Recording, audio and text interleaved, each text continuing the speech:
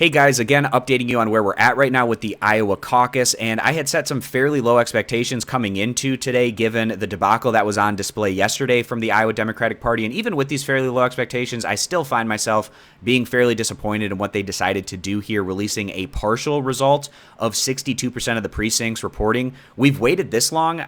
I don't know why we couldn't have just waited a bit longer until we got 100% of the precincts reporting, and we actually don't even know when the 100% number is going to be officially given out to the public. But when that is the case, again, going to be updating you guys on what the official final numbers end up being. But they give us this half-baked result where you have Bernie Sanders leading the popular vote, you have Pete Buttigieg leading with the state delegate equivalents.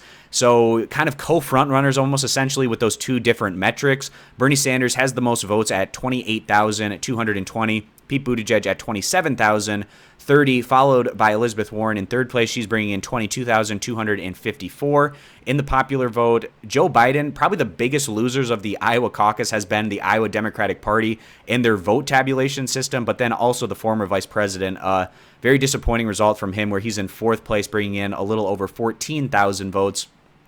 Amy Klobuchar in fifth place at a little over 13,000 votes. So that's the popular vote on the final tabulation, but I also wanted to show you guys what the first vote was in this instance. So before the final alignments, you actually had quite a bit larger of a gap between Sanders and Buttigieg, where Bernie was a little over 27,000 votes, where Buttigieg was at 23,666. Warren, she was at 20,848. Biden, he ended up losing going to the final alignment, whereas Warren, Buttigieg, and Sanders were all able to gain. And then you also had Klobuchar losing a little bit in that final alignment. Of course, if you're not making that 15 percentage point threshold, then your voters have to either make the decision that they're not going to go behind another candidate, or in that final alignment, they can almost do kind of like a ranked choice voting situation. And that was the biggest boost to Buttigieg. And I think the dynamic that's at play here is with Biden and Klobuchar kind of hovering right around that 15 percentage point threshold, where in a lot of instances they weren't quite able to make it. It appears like a number of their voters potentially went over to support Buttigieg, which was able to give him a boost up in terms of that final alignment to make things more competitive at the top with Bernie Sanders. So depending on what camp you're in, you can kind of cater the narrative to how you want to spin it as the most positive way. So just in terms of if this was done like a primary, it would have been the best case scenario for Bernie Sanders, because then you just get that first result. Sanders would have had quite a significant lead over Pete Buttigieg. But then you kind of have this ranked choice voting result that Pete Buttigieg was able to close the gap and make things a bit more competitive at the top with Sanders, while also Elizabeth Warren was able to pick something up in the way of support on top of that. But then you also have this kind of antiquated state delegate equivalent system, and this is kind of a feature here in the United States where just because you're winning in the popular vote does not necessarily mean that you're considered the front runner or the clear winner. And that is the case with how they do these Iowa caucuses and how they end up getting their tabulated results, and how they, at the end of it, divvy up those pledged delegates are going to be based on the state delegate equivalents. But that's the system that's in place at this point in time. It is what it is. It's the cards that have been dealt. You have to play by the rules that are set beforehand.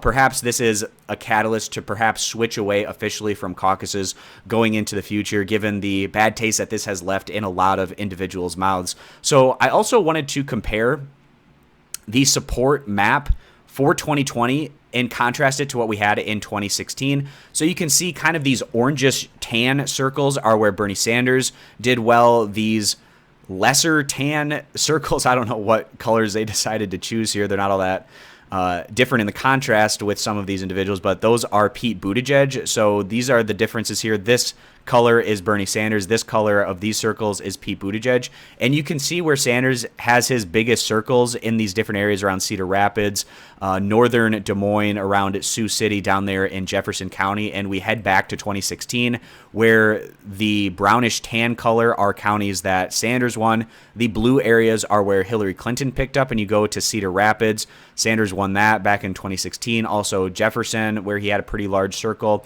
Northern Des Moines, in Story County, Sanders did well, also over there in Sioux City. So kind of parallels to what we had 4 years ago, whereas Hillary Clinton was able to pick up this area in Des Moines and then also kind of in southern Des Moines and in these counties surrounding that area. So then we again take a look at 2020, and this was the region where Pete Buttigieg was able to clean up in a lot of these instances, doing quite well, where we are getting a little bit of a different result in the city of Des Moines itself, but still only 54% of the precincts reporting in Polk County. Very close at the top between Sanders and Buttigieg, but actually Sanders able to eke it out a little bit past Buttigieg at this point in time, whereas back in 2016, you had Clinton able to eke it out past Bernie Sanders in that instance. But still, nonetheless, relatively similar to a lot of these different areas, and probably not a huge surprise to anyone where areas that supported Bernie Sanders in 2016 would be areas where he would likely do well again this time around. All right, guys, so that's going to wrap this one up. And just to close things out, to update you on where I'm at with the pledged delegate tracker as well as my prediction tracker.